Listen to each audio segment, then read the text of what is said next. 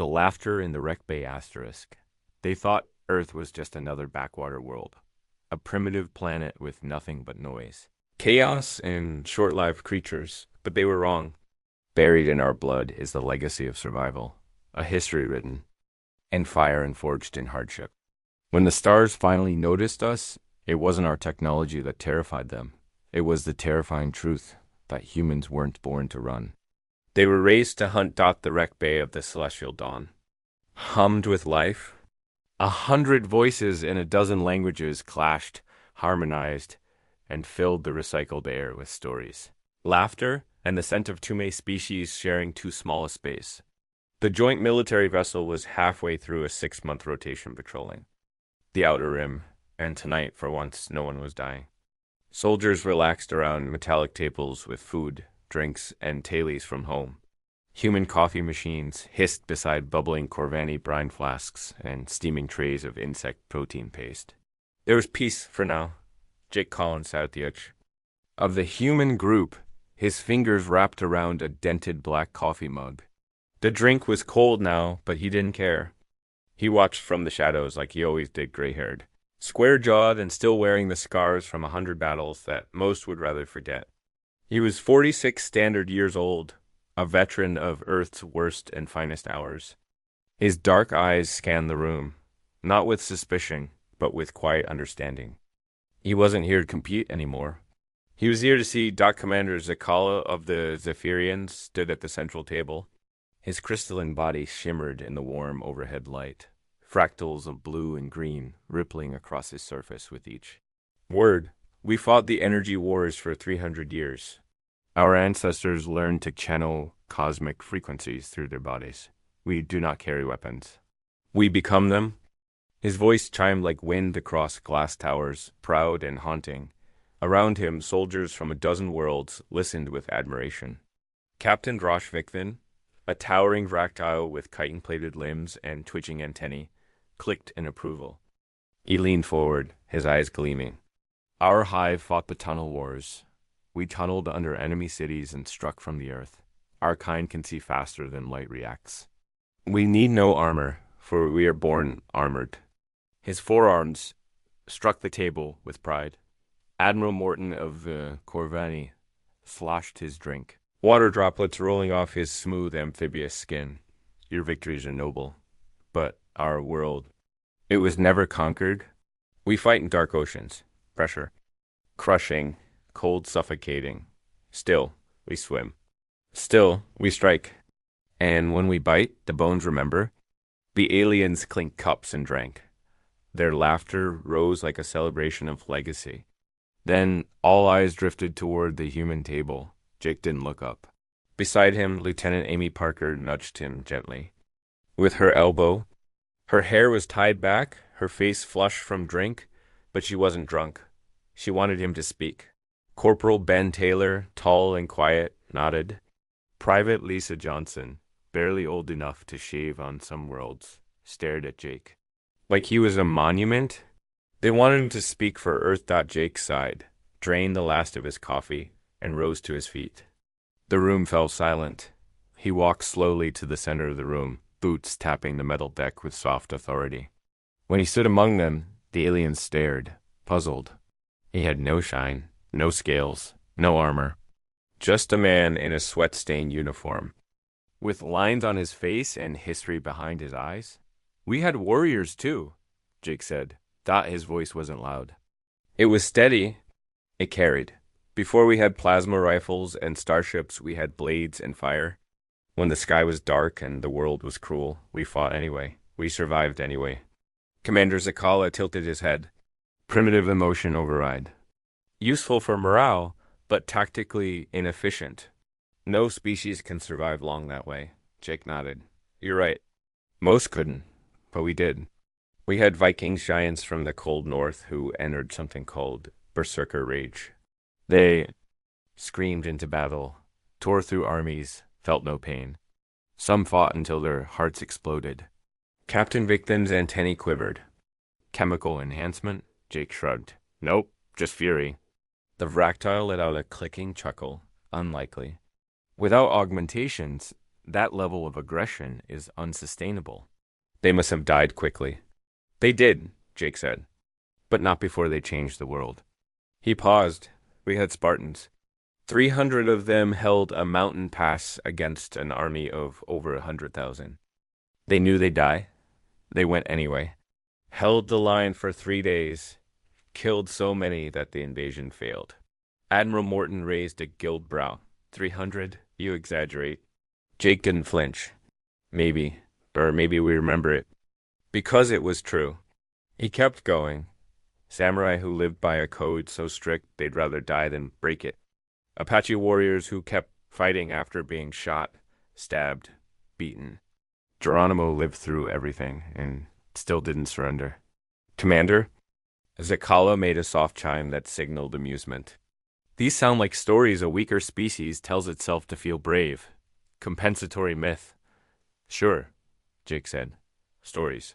The laughter returned, soft and not cruel but confident. The kind you give a child after hearing their dreams. Of slaying dragons? Amy's face reddened. Ben looked at the floor. Lisa gripped her fork like it might help. Jake stood through it all, unmoving, calm. He nodded slowly, turned and walked back to his seat. He sat, sipped his coffee, never argued, never defended. Commander Zakala raised his cup to cooperation. You humans bring adaptability, innovation, but let's leave the warrior legends to those born for it. They drank. The conversation resumed. Jake watched the stars wheel outside the viewport. He knew the laughter would stop, because myths weren't lies. They were warnings. Asterisk, the impossible situation. 3 days after the laughter. Alarms screamed through the halls of the celestial dawn. Calm. Of routine shattered under pulsing red lights and the blare of emergency sirens. Soldiers sprinted through the ship's narrow corridors, boots pounding against the deck, voices shouting over the chaos. Orders were issued, then reissued louder. The stars outside the viewport no longer wheeled gently. They blurred as the ship surged forward under emergency acceleration. Jake Collins sat in the armory, cleaning his rifle when the alert came. He didn't flinch. The alert wasn't unusual. Space was filled with problems. But something in the tone of the ship's voice made him set the rifle down carefully. Stand and move with quiet urgency. The command center buzzed with activity. Displays glowed with tactical data, maps, and shifting threat assessments. Human.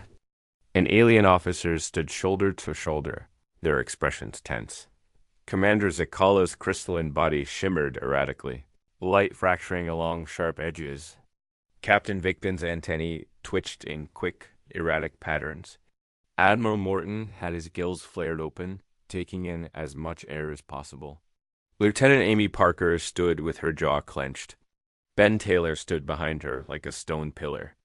Lisa Johnson kept one hand near her holstered sidearm, eyes wide. Captain Harris, the human commander of the Celestial Dawn, raised his voice above the din. We've received a distress call from the civilian mining colony on Kepler 442b. The display behind him flickered to show a moon-like rock spinning slowly in space, streaked with artificial structures and heat blooms. Then came the audio transmission, garbled, panicked, filled with screaming and blaster fire. The words were clear enough. Hostages taken underground complex. Iron Reapers. Send help. Murmurs rose across the room. The Iron Reapers. Cybernetic. Pirates. Ruthless. Enhanced with stolen alien tech. Known for raids, massacres, and scorched earth escapes. They were ghosts to some colonies, nightmares to the ones who lived long enough to remember. They've taken 200 civilians. Hostage. Harris continued. They've barricaded themselves and the mining colony's underground complex. They're demanding ransom and safe passage. If we refuse, they'll start killing. He gestured, and the map expanded. The complex below the surface of Kepler 442b looked like a web of hell-cramped tunnels, air ducts, maintenance shafts, and sealed chambers. Red markers indicated collapsed areas. Blue zones pulsed where flooding had breached the walls. Orange lines traced the Reapers' defensive positions, and blinking dots marked explosives planted near key entrances. Commander Zakala stepped forward, his voice still composed. Can we insert forces via shuttle breach? The tactical officer shook his head. Too risky. The Reapers have surface turrets and cannons. We'd lose the shuttle before it touched down. What about from the rear of the complex? Captain Victon asked. A tunneling assault? Ractal can move fast through confined terrain. Negative, came the response. The structural integrity is compromised. Collapsing tunnels could crush hostages. Admiral Morton studied the water-filled sections. My species is designed for aquatic combat. It will breach through the flooded areas. Contaminated, the medic replied. Industrial toxins, volatile chemicals. Anyone in that water for more than 3 minutes will suffer lethal exposure, regardless of physiology. Amy Parker looked at Jake. He hadn't said a word. He was just staring at the map, his eyes scanning every corridor and cross-section. Commander. Zakala turned to the human side. Perhaps coordinated insertion. 1 squad per entry point. The tactical AI simulated it in real time. Red filled the screen. Explosion after explosion. Collapsed tunnels. Dead hostages. Estimated success. Rate? Zakala asked. 4.9%, the AI replied. Collateral casualties projected at 78%. The room went silent. Captain Victon's arms drooped. Even if we negotiate, we cannot trust the Iron Reapers. They never leave. Witnesses, Admiral Morton said grimly. Even if we pay, they'll purge the colony on departure. Amy slammed her hand against the console. There's got to be something we're missing. There isn't, Harris said softly. Every simulation leads to failure. Jake spoke. 1 word. I'll go. The entire room froze. Slowly, every face turned to the scarred human at the back of the room. Jake Collins stepped forward, eyes fixed on the map. I'll go in, he repeated. Solo, no team, no noise. Commander? Zakala blinked in confusion. Sergeant, that is suicide. The odds are mathematically. Jake cut him off. I don't care about odds. 200 people are waiting for someone to do something? So I'm going. You're 1 man, Captain Victon said. 1 unmodified human. I've done worse with less, Jake said. Admiral Morton's gills fluttered uneasily. Even if you breach the outer tunnels, the pirates are enhanced. Their weapons will tear you apart. I don't plan on being seen. You're asking to go alone into a nightmare labyrinth, Commander Zakala said. No support. Number? Backup. Jake nodded. I'm not asking. I'm volunteering. Captain Harris stared at his sergeant for a long moment. The man was a ghost from old wars, a relic who had survived things no one could explain. Still, this was insane, but Jake's eyes weren't the eyes of a reckless man. They were calm, steady, certain. You really think you can pull this off? Harris asked. Jake looked at the map again, eyes tracing something only he could see. I think if I don't try, those people are already dead. Harris turned away. No one spoke. Finally, he said, permission granted. The alien commanders erupted in protest. They cited logic, strategy, mathematics, risk assessments. Jake Collins didn't argue. He simply left the room. An hour later. He stood at the outer hatch of the colony's access tunnel, dressed in standard combat gear. No enhancements, no exosuit. Just a rifle, a knife, and enough ammo to make someone regret meeting him. Commander Zakala's voice came over the com. Sergeant Collins, you can still abort. Jake checked his rifle. There are 200 reasons I can't. Captain Victon added, the tunnel system is designed to confuse intruders. You will get lost. Jake stepped forward. I never get lost. Admiral? Morton said, you are not a machine. You will bleed. You will fall. Jake pressed the hatch release. Yeah, he said. But I'll get back up. The metal door hissed open. He stepped into the dark. Asterisk into the maze. Asterisk, the metal door sealed shut behind. Jake Collins with a final hiss, cutting him off from the warmth of the ship, from the protests of alien commanders, and from the gaze of a world that believed what he was doing was impossible. Ahead of him stretched a narrow tunnel carved from stone and reinforced with decaying steel. The walls were slick with condensation, and the lights flickered like dying fireflies, casting long, shifting shadows that danced across his path. Jake moved forward with calm precision, every step measured, every breath under control. He kept his rifle low, his eyes scanning the darkness with the quiet patience of a man who had spent his life walking into places others ran from. The air smelled of rust, oil, and something else, burnt plastic and ozone, the scent of recent. Energy discharges. It meant he was close. Back on the celestial dawn, the command center watched through drone feeds patched into his suit. Holographic displays followed his vitals. His heart rate was steady, too steady. Alien medical officers whispered to each other, unsure how a human under such pressure could remain so unerringly calm. He reached a junction. 3 corridors branched off. Somewhere to the left, faint echoes of heavy boots clanked on metal. Jake dropped low, pressing himself against the wall. He slid a mirror from his chest rig and angled it just enough to glimpse the incoming threat. 3 of them. Iron Reapers. Each was nearly 2 meters tall, their bodies laced with cybernetic enhancements. One had metal arms that bristled with weapon ports. Another's face had been replaced by a targeting grid. The third dragged a massive energy cannon, its coils glowing faintly red. They moved without caution. Why would they be cautious? No one was supposed to be able to get this far. Jake waited until they passed the junction, their backs now facing him. He didn't hesitate. He struck like a shadow. The first pirate didn't have time to scream. Jake's knife slipped between his armor plates, severing cables and arteries in one precise movement. The second turned, raising his weapon. Jake rolled forward, one knee hitting the ground as he fired 3 tight shots. 2 went into the chest, where synthetic ribs cracked under impact. The third hit the Reaper's optical implant, and the pirate dropped like a sack of steel. The third pirate was already firing. The energy blast seared the air inches from Jake's head, sizzling against the far wall. Jake dove sideways, grabbing a flashbang from his belt, then hurling it into the narrow corridor. White light exploded in the confined space. The Reaper roared, firing blindly. Jake moved fast, coming up behind him as the pirate staggered. He grabbed the cybernetic skull and slammed it into the wall, once, twice, 3 times. Sparks flew, and then the heavy body collapsed. Twitching, the room back on the celestial dawn went silent. He should not have been able to. Commander Zakala began. 3 cyber-enhanced soldiers, Captain Victon whispered. Neutralized by a single unmodified human. Admiral Morton leaned forward. His strength is within baseline. No enhancement. No stimulant use. Just precision.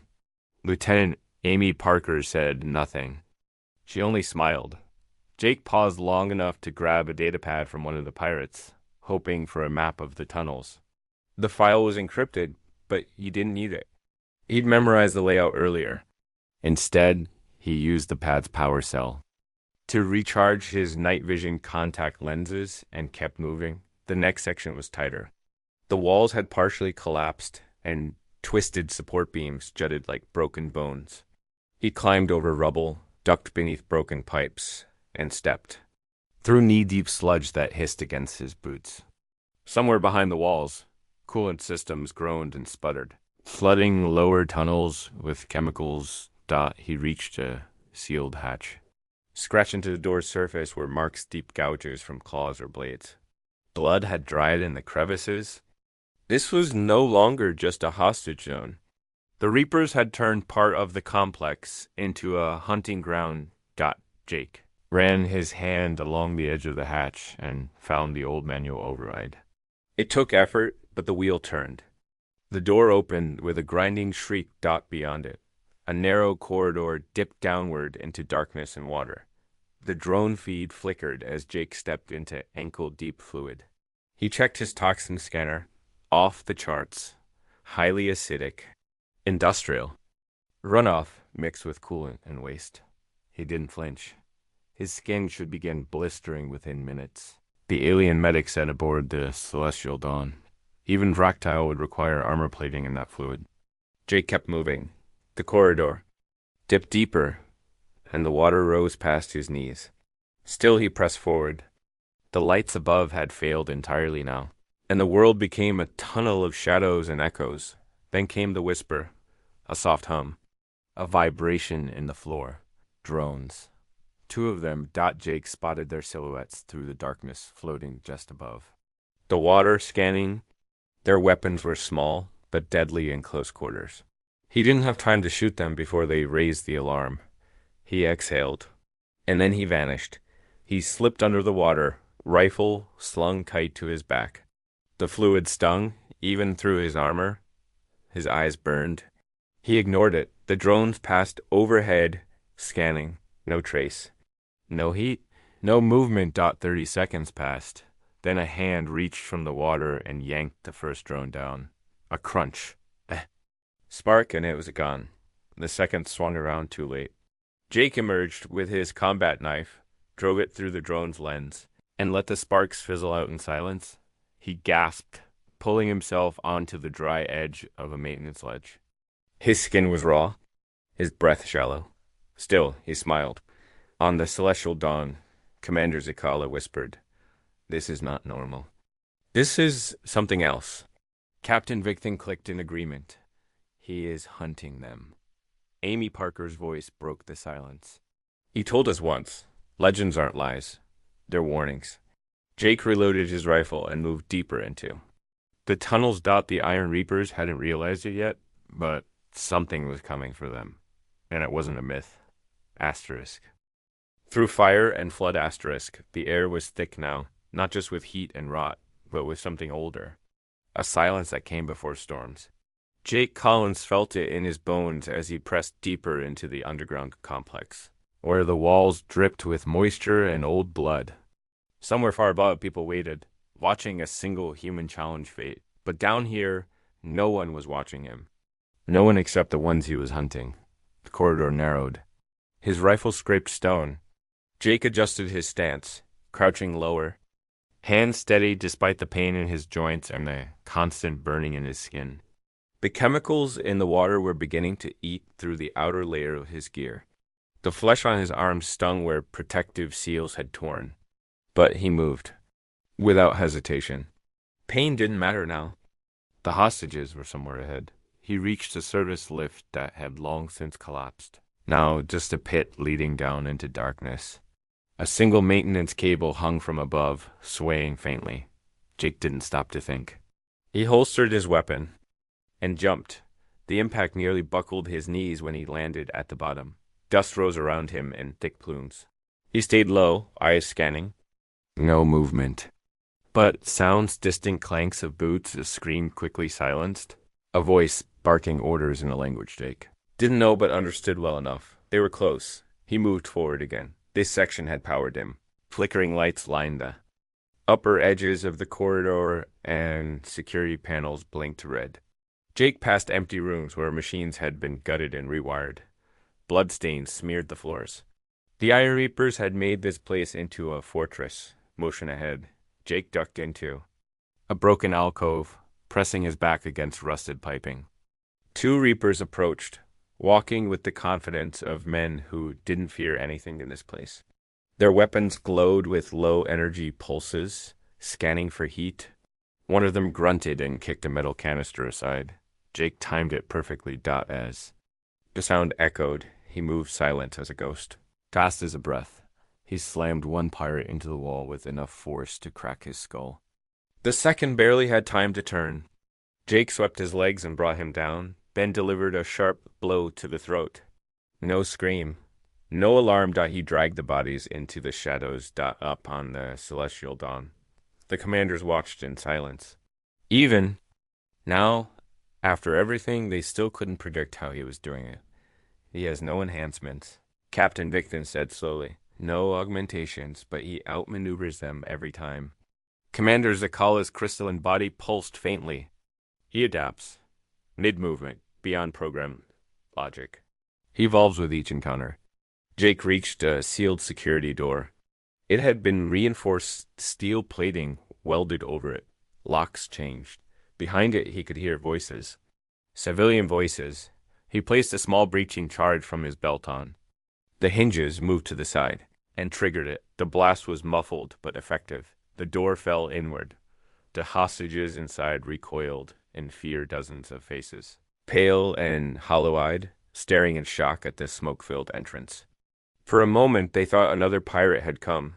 Then they saw him, a single man, scorched and bleeding, stepping through the smoke with a rifle in hand. "You're safe," he said. "But not for long. Stay quiet. Stay down." Some cried. Some reached for him. He moved through them like a phantom, scanning for wounded. A young girl clung to his leg until he gently pried her loose. One man stepped forward, shaking. Are you alone?" Jake nodded. "I'm not staying long. Just opening the way. They said no one was coming." They were wrong. He passed a medical pack to one of the older women and pointed to the unconscious guard near. "The door. Bind him. Quietly. If they hear, they'll rush this room." She nodded. Jake took a moment to steady his breath, then pushed deeper through a side corridor. The map in his mind had one more checkpoint between him and the Reaper Command. Center. But that route went through fire. He reached the junction and saw. Why it had been marked dangerous. The heat hit him like a wall. A broken reactor in the core was leaking energy, flooding the passage with waves of electromagnetic radiation and bursts of raw heat. Metal had twisted under the pressure. Pipes hissed. The air shimmered. Any sane person would turn back. Jake walked forward. He covered his mouth with a filter cloth, ducked low, and moved fast. Every second in that corridor's agony. His skin began to blister. His breath came ragged and hot. The rifle burned in his grip, but he didn't let go. Behind him, the Celestial Dawn's sensors screamed. His body temperature, the medic began. He's cooking himself alive. Amy shouted. "He must retreat," Morton said. "No species could survive exposure in that corridor." "He's not surviving it," Amy said. "He's enduring it." Jake stumbled out the other side, collapsed against a wall, and vomited blood. For a moment, his vision spun. He almost blacked out, but he forced himself to his feet. 2 more corridors. That was all. He heard footsteps again. Closer this time. More Reapers, likely responding to the earlier breach. Jake dropped behind a crate and waited. The first pirate rounded the corner, and Jake threw a shock knife into his throat.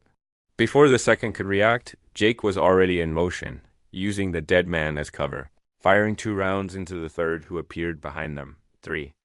More bodies hit the floor. Jake didn't stop. He couldn't. Time was bleeding out. And somewhere just ahead, the Reaper warlord was waiting, with the rest of the hostages and enough firepower to hold off an entire platoon. Jake's grip tightened around his rifle.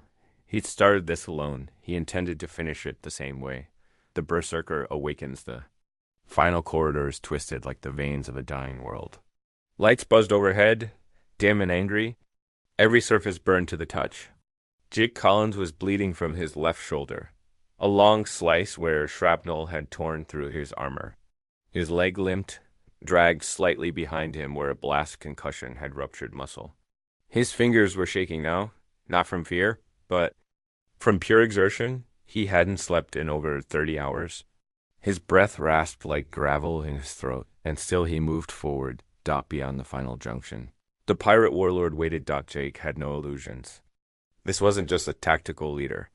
It was a monster, a cybernetically enhanced brute who had once been human and had sold that humanity for power. The Iron Reapers didn't follow cowards or politicians. They followed the biggest dog in the pit, and this one had torn through everything in his path. 12 Reaper elites stood between Jake and that command center. They'd fortified the area with heavy guns, barricades, overlapping fields of fire, motion sensors, and proximity mines. It was suicide. The Celestial Dawn's command center had already calculated the outcome. The moment Jake entered that room, he would die. Yet in the silence before that final corridor. Jake didn't tremble. He loaded his last magazine into his rifle, racked the bolt, and took a slow breath. And then he charged. The Reapers weren't ready. None of them were. The human didn't creep. He didn't sneak. He came like thunder. The first 2 pirates shouted too late. Jake's shots tore through their chest plates before they could aim. The third swung a plasma blade at his head. Jake ducked, spun low, and drove his knife into the pirate's thigh, then rose with a punch that cracked synthetic bone. Gunfire erupted from behind cover. Jake didn't die for safety. He ran toward it, around, tore across his ribs. Another burned a line through his side. Still, he ran. When he reached the barricade, he vaulted over it and landed like a falling meteor. His rifle roared, then clicked empty. He drew his sidearm. 3 more went down. One Reaper lunged with the vibro spear. Jake sidestepped, slammed the pirate's face into the floor, and took his weapon. For a moment, time seemed to slow. On the celestial dawn, alien officers watched in frozen disbelief. This is not possible, Commander Zakala whispered. He's out of ammunition, Captain Dixon said. He's wounded. He's dying. And still he fights. Admiral Morton murmured. Jake had stopped thinking long ago. His mind had become something elemental, a storm of instinct and rage. He fought like an animal that had been cornered too many times. Like every scar on his body had. Finally decided to speak. The warlord roared from the far end of the room. Stepping forward at last. Nearly 7 feet tall, plated in carbon steel and grafted bone, with eyes that burned red from ocular implants. His voice cracked through the room like a sonic weapon. You're the one? He spat, the lone ghost. They sent to die? Jake didn't answer. He tossed the empty pistol aside. The Reaper warlord raised a massive cleaver, charged, and brought it down with bone-breaking force. Jake dodged left. The blade missed by inches, carving a crater in the floor. He struck the warlord's ribs, but the armor held. The cleaver came again. Jake blocked with the spear shaft, which shattered under the impact. He ducked under a swing and drove his elbow into the Reaper's throat. The warlord stumbled. Jake didn't give him time to recover.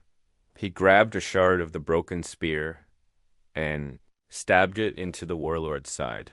Sparks erupted. The warlord backhanded him with a cybernetic fist. Jake flew back, crashing against the wall, blood flying from his mouth. He dropped to one knee. The warlord laughed. You're just a man. Jake rose, slow but steady. No, he said. I'm a memory. He rushed forward again. Not fast. Not graceful. Just unstoppable. They fought like gods in a ruined temple. Blows cracked walls. Sparks flew from armor and flesh. Jake bled from the mouth, the ears, the nose, but he never stopped moving. The warlord began to falter. Asterisk.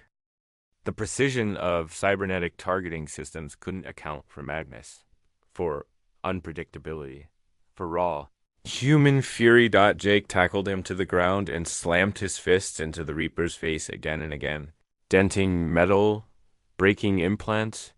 Finally, the red glow in the warlord's eyes flickered and died. Silence. Jake collapsed beside the body, chest heaving. He didn't move for a long time. The hostages began pouring in free now, rushing toward the exits, helping the wounded, whispering the name of the man who had saved them.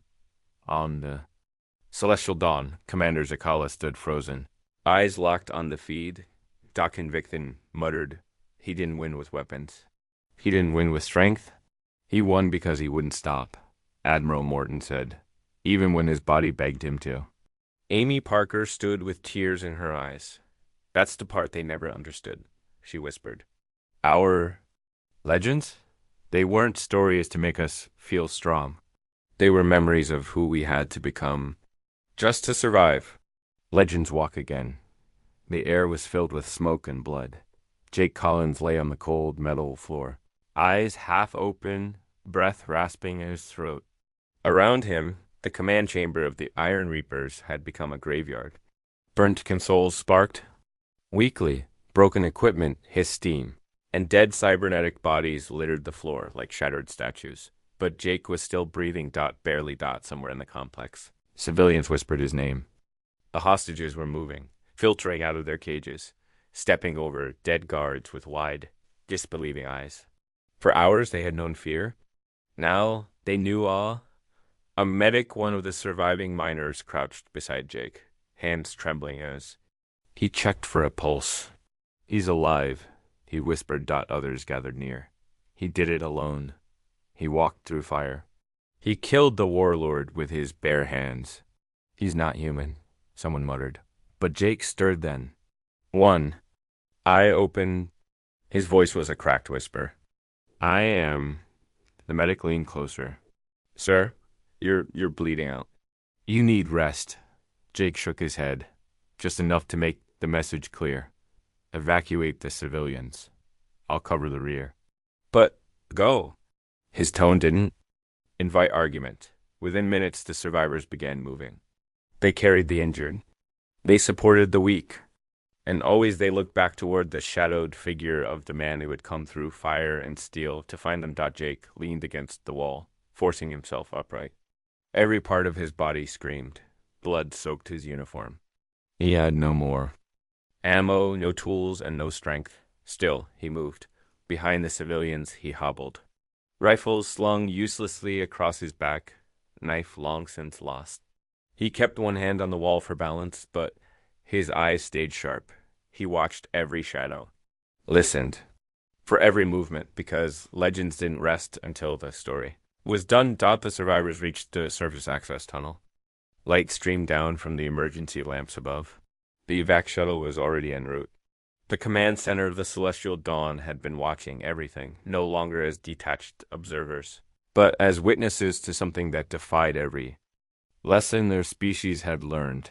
Commander Zakala's crystal form dimmed as he spoke, as if unsure of his own words. He fought through environments our simulations deemed inescapable. He outlasted wounds that should have incapacitated him. He resisted chemical exposure that violates all medical probability. Admiral Morton simply said. He rewrote what we know of endurance. Captain Victon, quiet for the first time in hours, stared at the screen. This ... was not strategy. This was something else. Something primal. Something ancient. Amy Parker, watching from the human side of the room, smiled. This was what you called myth.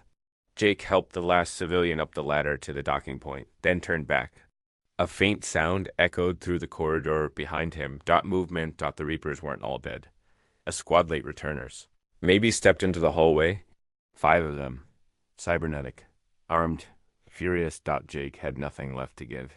But that had never stopped him before. He stood his ground, chest rising and falling with effort. He reached down, picked up a cracked metal pipe from the floor, and raised it like a sword.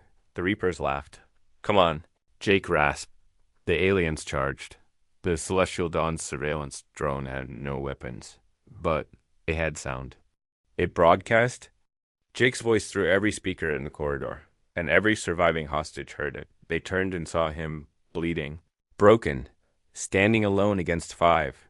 A boy, maybe 12 years old, whispered, "He's going to fight them too." The Reapers closed in. Jake met them halfway. The fight was brutal, messy, unclean. There was no style left in his movements. Just survival. Just the will to keep going. He used the pipe like a war club, striking at joints, smashing lenses, cracking armor where it was weakest. One went down with a broken knee. Another took a pipe to the throat and collapsed, choking. The last 3 overwhelmed him, driving him to the ground. Fists hammering down, and then they stopped. A blast tore through one Reaper's head. The others spun around to see human soldiers, Amy Parker, Ben Taylor, Lisa Johnson, storming down the corridor. Rifles blazing. They'd come for him. In seconds, the last Reapers fell. Amy was the first to reach him. She dropped to her knees beside Jake, pulling his head into her lap. "You idiot," she said, tears in her eyes. "You were supposed to wait for us." Jake smiled weakly. "Told you, we had legends." Ben knelt beside her, setting down his rifle. "You're a damn one-man army." "Not quite," Jake murmured. "Tired now." Lisa moved in, pressing a medkit to his wounds. "You'll be okay." Med teams are inbound. Jake didn't argue. He just closed his eyes and let the voices of his people wash over him. The evac shuttle roared overhead. Civilians boarded. The stars spun slowly above. Commander Zakala turned to the other alien officers. What he did cannot be ignored. Captain Victor nodded slowly. Our understanding of humans has been flawed. Admiral Morton spoke last. We saw them as adaptable, as inventive, but we never saw this. Sakala asked softly, what do we call it? Amy answered, memory, legacy, pain, rage. We call it being human. And somewhere in the scorched hallways of a forgotten moon, legends walked again, not as stories, but as scars in the flesh of a man who refused to die, the echo that shook the stars. The stars hung silent over Kepler 442b as the last evac. Shuttle rose from the surface, carrying 200 survivors and one barely alive soldier who had walked through the inferno to bring them home. In the ship's medical bay, Jake Collins lay in a coma, body wrapped in sealskin bandages. Vital signs flickering but holding. They had expected to bring back bodies. Instead, they brought back a legend. Word spread fast. The story of the lone, human veteran who had fought through a death maze, killed the Reaper warlord with nothing but his fists, and refused to fall despite blood loss, fire, and chemical burns. It traveled through military comms, civilian broadcasts, and into the halls of power. But the story didn't stay the same. It is Ephirian cities. Glass towers rang with the tale of a man who fought like a storm, whose will bent the universe. Among the Raktal, brood mothers whispered it to young hatchlings, the human who did not flinch, even when the numbers screamed death. In the Corvani. Oceans, story weavers gave it rhythm, telling of a creature with soft skin and soft voice, who brought death like a tide. But among the humans, they knew it wasn't just a story. It was history repeating itself. On the celestial dawn, the alien. Commanders held a council, unofficial, unrecorded, but very real. Commander Zakala was the first to speak. We calculated his odds. We measured every variable. He should not have survived. Captain Victon nodded. And yet, he didn't just survive. He altered the entire scenario. He changed outcomes by force of will alone. Admiral Morton's voice was slow, thoughtful. This cannot be programmed. It cannot be augmented or simulated. It is not logic. It is human. Amy Parker stood near the window, arms crossed. You thought our myths were lies, that our warriors were imaginary. But we remembered them, because we had to become them, again and again. Zakala's crystal skin dimmed. Then these stories are not exaggerations. They're echoes, Amy said. Every time someone thinks we're weak. We prove memory is stronger than math. Lisa Johnson entered then, carrying a data pad. Command has issued a commendation, highest honor, for Sergeant Jake Collins. He'll survive. Morton asked. Ben Taylor's voice came from the doorway. Doctors say it's up to him now. And if you know Jake, you know how that ends. On the ship, dozens gathered outside the med bay each night. They didn't knock or speak. They just sat. A silent vigil. Some were civilians who had been rescued. Some were soldiers who had fought. Beside him, some were alien crew members who now questioned everything they thought they understood. And still, Jake lay quiet, until one day, without ceremony. He opened his eyes. Amy was the first to see it. She rushed to his side. He blinked at the ceiling, then turned slowly to face her. You came, he croaked. We're your team, remember? Jake tried to smile. It came out more like a wince. Did we win? Amy laughed softly. You did. We just cleaned up after. Jake closed his eyes for a moment, then opened them again. Good. The next few days passed in a blur of reports, ceremony, and debates, most of which Jake ignored. He didn't care about medals or debriefings. He cared that they lived, but change was coming, back on Earth. Military analysts reviewed the footage and rewrote their doctrines. Across the galaxy, academies began including a new term in their tactical manuals. Human irregular variable. A factor. No simulation could predict. Untrainable. Unstoppable. Born not from genetics or upgrades, but from pain. History and memory. The Galactic Alliance, once skeptical of Earth's place among the stars, began assigning human advisors to more command posts. Joint operations now came with a warning. When working with humans, do not underestimate the legends they carry. Jake was discharged with full honors. He didn't return to Earth. He chose instead to stay aboard the Celestial Dawn.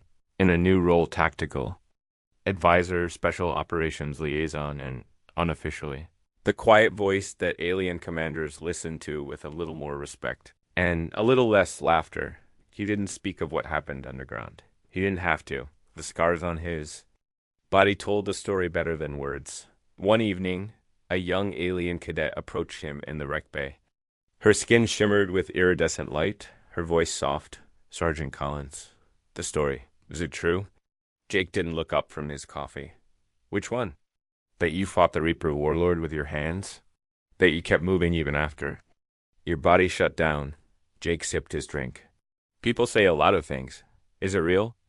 He looked at her then, not unkindly, but with eyes that had seen too much. Does it matter? She frowned, confused. I don't understand. Jake leaned forward. When you face something bigger, stronger, faster, will you remember numbers? Or will you remember that one man didn't stop when everything said he should? The cadet blinked. I'll remember. Then it's real enough. She left, deep in thought, and Jake sat alone again, sipping his coffee in the quiet. The stars outside wheeled slowly. Cold and ancient, somewhere in those stars, someone else would laugh at Earth again. And somewhere else, another human would be ready. Asterisk.